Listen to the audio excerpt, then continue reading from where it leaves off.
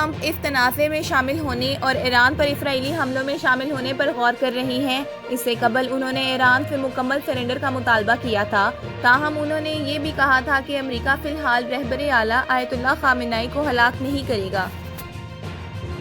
خامنہ ای نے ٹرمپ کے بیان پر رد عمل دیتے ہوئے کہا ہے کہ وہ کبھی اسرائیل کے ساتھ سمجھوتہ نہیں کریں گے۔ ان کا کہنا تھا کہ ہم صہیونیوں کو کوئی رعایت نہیں دیں گے۔ انہوں نے کہا کہ جنگ شروع ہو چکی ہے۔ ایرانی سپریم لیڈر آیت اللہ خامنہ ای نے کہا ہے کہ امریکہ کو معلوم ہونا چاہیے کہ ایران سرنڈر نہیں کرے گا۔ ٹی وی پر خطاب کرتے ہوئے انہوں نے کہا کہ ایران دھمکیوں کی زبان کا اچھا جواب نہیں دیتا، مسلط کردہ جنگ یا امن کو قبول نہیں کریں گے۔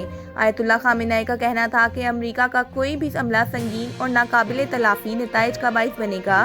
انہوں نے کہا کہ عوام شہداء کے خون اور اپنی سرزمین پر حملے کو فراموش نہیں کریں گے۔ اسرائیل نے بڑی غلطی کی ہے، اسے اس کی سزا ضرور ملے گی۔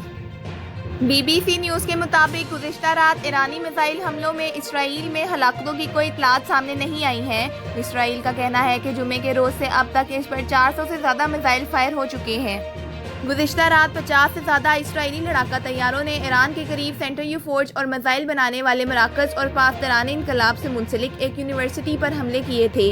اسرائیل میں گزشتہ رات ایران کی طرف فائر کیے گئے میزائلوں اور ڈرونز کے سبب ملک میں متعدد مرتبہ خطرے کے سائرن بجتے ہوئے سنائی دیے۔ ایرانی میڈیا کے مطابق ایران نے تل ابیب کی طرف فتح 1 سپر سونگ میزائل فائر کیے تھے۔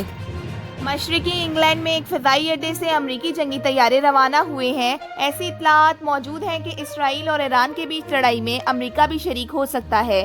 تصاویر میں دیکھا جا سکتا ہے کہ رائل ایئر فورس کے اڈے سے بعض M-35 جنگی طیارے روانہ ہو رہے ہیں۔ ان کے ہمراہ ایئر ریفلنگ ٹینکر طیارے بھی موجود ہیں۔ ایران میں پاکستانی سفیر مدثر ٹیپو نے کہا ہے کہ ایران سے روانہ ہونے والے پاکستانی شہری روانگی سے پہلے اپنے پاسپورٹ پر خروج کی مہر لگوانے کو یقینی بنائیں اور مشکلات سے بچنے کے لیے سرحد بند ہونے کے اوقات سے قبل ہی چوکیوں پر پہنچ جائیں۔ روسی وزارت خارجہ کی جانب سے کہا گیا ہے کہ امریکہ اسرائیل کو براہ راست فوجی امداد دینے یا اس کے بارے میں سوچنے سے بھی خبردار رہے۔ روسی وزارت خارجہ نے کہا ہے کہ امریکی فوجی امداد مشرق و وسطی کی صورتحال کو شدید غیر مستحکم کر سکتی ہے۔ ایران اور اسرائیل دونوں کے ساتھ رابطے میں ہیں۔